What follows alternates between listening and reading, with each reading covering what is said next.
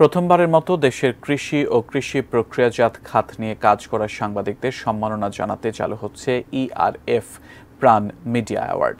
সকালে রাজধানী পল্টনে economic reporters ফোরামের কার্যালয়ে এক সংবাদ সম্মেলনে এ বিষয়ে জানানো হয়।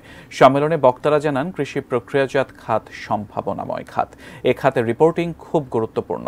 সেদিক বিবেচনা করে সাংবাদিকদের উৎসাহ দেওয়ার জন্য এই পুরস্কার দেওয়া হবে। 2024 সালে কৃষি ও কৃষি প্রক্রিয়াজাত খাতের ওপরে সেরা রিপোর্টের জন্য টেলিভিশন, প্রিন্ট ও অনলাইন এই 3 ক্যাটাগরিতে 7 সাংবাদিককে এ পুরস্কার দেওয়া হবে।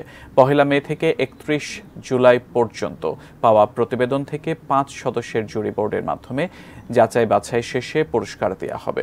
তবে প্রতিবেদন জমা দিতে অবশ্যই ইকোনমিক রিপোর্টার্স ফোরামের সদস্য হতে হবে।